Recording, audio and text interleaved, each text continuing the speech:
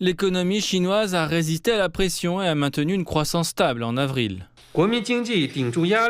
L'économie nationale a maintenu une croissance stable malgré les pressions, soutenant le nouvel élan de développement positif. L'indice de la production des services a augmenté de 6% et les ventes au détail de biens de consommation ont progressé de 5,1% en glissement annuel, ce qui témoigne d'une reprise continue de la demande intérieure.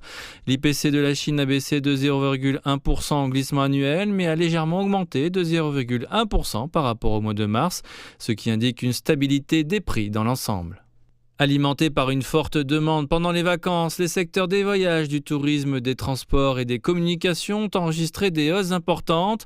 De janvier à avril, ces secteurs ont enregistré une croissance à 2 chiffres. Les ventes au détail en ligne ont également continué à progresser. Pendant les vacances du 1er mai, le nombre de touristes a augmenté de 6,4%, ce qui témoigne de la confiance accrue des consommateurs. Enfin, le commerce extérieur de la Chine a fait preuve d'une forte résilience.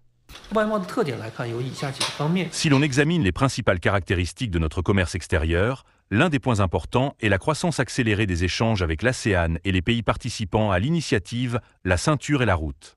Bien que les échanges avec les États-Unis aient diminué en avril, les partenariats commerciaux diversifiés ont joué un rôle essentiel dans le soutien de la croissance régulière du commerce extérieur de la Chine.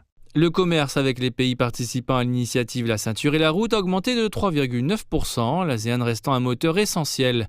La réduction des droits de douane entre la Chine et les États-Unis pourrait stimuler le commerce bilatéral et favoriser la croissance économique mondiale. À l'avenir, alors que les perspectives mondiales restent complexes, les fondamentaux économiques de la Chine restent solides.